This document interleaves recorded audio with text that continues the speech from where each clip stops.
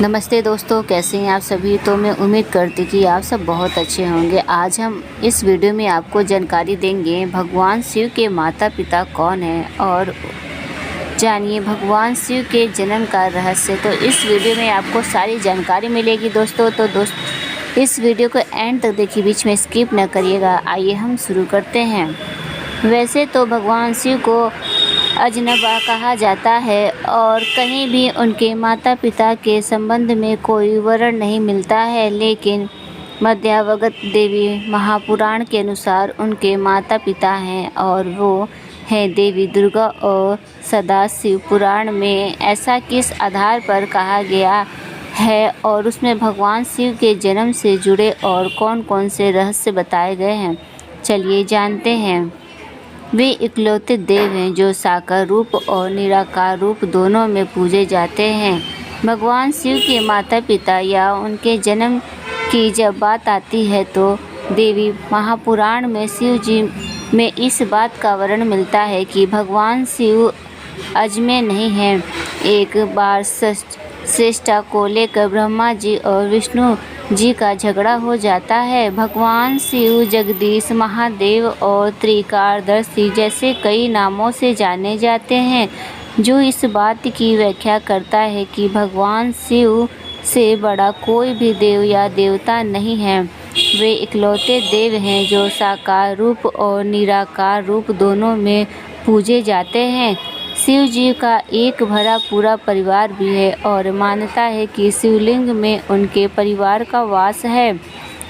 लेकिन भगवान शिव के माता पिता या उनके जन्म की बात आती है तो इस बात की व्याख्या कहीं सही नहीं मिलती है। कई जगहों पर शिव जी को अजन्मा और स्वयंभू कहा गया है, यानी उनका जन्म नहीं हुआ है बल्कि उनका अस्तित्व अंत काल से है। लेकिन शिव पुराण में एक और व्याख्या मिलती है जिससे यह निष्कर्ष निकाला गया है कि भगवान शिव के भी माता पिता हैं। क्या ये व्याख्या, चलिए जानते हैं इस वीडियो में। जानिए शिव पुराण में कलयुग के बारे में और मृत्यु से जुड़े संकेतों के बारे में क्या कहते हैं भगवान शिव के माता पिता। श्री भागवत गीता देवी महापुराण में शिव जी में इस बात का वर्णन मिलता है कि भगवान शिव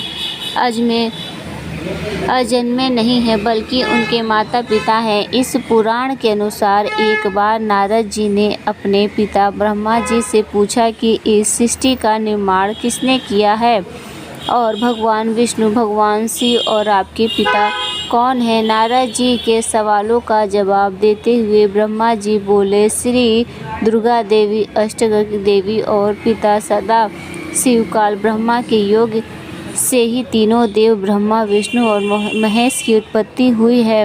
अर्थात प्रकृति स्वरूप देवी दुर्गा जो कि महाकाय है, जगदम्बा है, प्रकृति है, वही हम तीनों की माता है और काल ब्रह्मा अर्थात काल सदाशिव ही हमारे पिता हैं। शिव जी की उत्पत्ति से जुड़ी एक और कथा है जिसके अनुसार एक बार श्रेष्ठा को लेकर ब्रह्मा जी और विष्णु जी का झगड़ा हो जाता है। ब्रह्मा जी विष्णु से कहते हैं कि मैं तुम्हारा पिता हूँ क्योंकि इस सृष्टि की उत्पत्ति मुझसे ही हुई है, मैं प्रजापिता हूँ। लेकिन विष्णु जी कहते हैं कि मैं आपका पिता हूँ क्योंकि आप मेरी नाभि कमल से उत्पन्न हुए हैं। ब्रह्मा विष्णु के इस झगड़े को सुनकर सदाशिव वहाँ पहुँचते हैं और उन्हें कहते हैं कि उन दोनों की उत्पत्ति उनसे हुई है और उनकी तरह ही उन्होंने शिव को ही जन्म दिया है जो संहार का कार्य करते हैं। वो ये भी बताते हैं कि मेरे 5 मुख हैं, एक मुख से आकार और दूसरे से उकार उ, तीसरे मुख से मुकार म, चौथे से बिंदु और 5वें से नाद शब्द का प्रकट हुआ है। इन्हीं 5 अवयव से एक ही भूत होकर ओम ही की उत्पत्ति हुई है जो मेरा मूल मंत्र है। शिव जी ने घोषणा की कि ये ज्योतिर्लिंग उनकी अंत शक्ति का प्रतीक है। इस घटना ने ब्रह्मा और विष्णु के अहंकार को भी तोड़ दिया और शिवलिंग को शिव की अनंतता के प्रति प्रतीक के रूप में स्थापित किया। तब से शिवलिंग की पूजा भगवान शिव के निराकार के सम्मान में किए जाने लगी और इसलिए कहा जाता है शिव का नाम न आदि है और न अंत है। अज्ञानतावश लोक वेद के अनुसार ऐसा माना जाता है कि भगवान शिव पूर्ण परमात्मा हैं। हिंदू धर्म में उन्हें शंकर यानी कि शंभु, महेश, रुद्र, भोलेनाथ, कैलाशपति, त्रिकालदर्शी आदि अन्य नामों से भी जाना जाता है। हिंदू धर्म में यह मान्यता है कि भगवान शिव देवों में देव महादेव हैं जो पूर्ण परमात्मा हैं। कुछ लोग अपने शिव भगवान को आदि योगी, महाशिव, महाकाल, सदाशिव, शाम सदाशिव, बाबा विश्वनाथ, पशुनाथ के रूप में भी पूजते हैं। जब धर्म ग्रंथों का गहन अध्ययन किया जाता है तो पता चलता है कि शिव, शंकर और महाशिव, सदाशिव दो भिन्न सत्ताएं हैं। ये दो अलग अलग देव हैं जिनकी भूमिका, परिचय, पूजा विधि, मंत्र और शक्तियाँ एक दूसरे से पूर्णतः भिन्न हैं। यह सर्वविदित है कि अधूरा ज्ञान समाज के लिए हानिकारक होता है। अब तक सही आध्यात्मिक ज्ञान के अभाव में ऋषियों, संतों, महंतों एवं मंडेश्वरों द्वारा अधूरा और भ्रामक ज्ञान प्रदान किया गया है। हिंदू धर्म में 4 वेदों के अतिरिक्त एक अन्य 5वां वेद है जिसमें सूक्ष्म देव कहते हैं। इसकी जानकारी भक्त समाज को कम ही है। यह सूक्ष्म देव सच्चिदानंद घन ब्रह्मा के रूप में कमल से बोली गई उक्तियों, दोहों, भजन व अन्य वाणियों का संग्रह है। स्वयं परमात्मा इस देव के माध्यम से शिव और सदाशिव में भेद बताते हैं। शास्त्रों के आधार पर इस लेख का उद्देश्य भगवान शिव और भगवान सदाशिव के मध्य का अंतर समझना है। ये दोनों देवता हैं और दोनों ही नश्वर हैं। दोनों की ही भक्ति से मुक्ति संभव नहीं है। मुक्ति के सही मंत्र भक्त समाज को ज्ञात न होने के कारण साधक मोक्ष प्राप्त न करके केवल 84 लाख योनियों को चक्र में ही उलझे रहते हैं।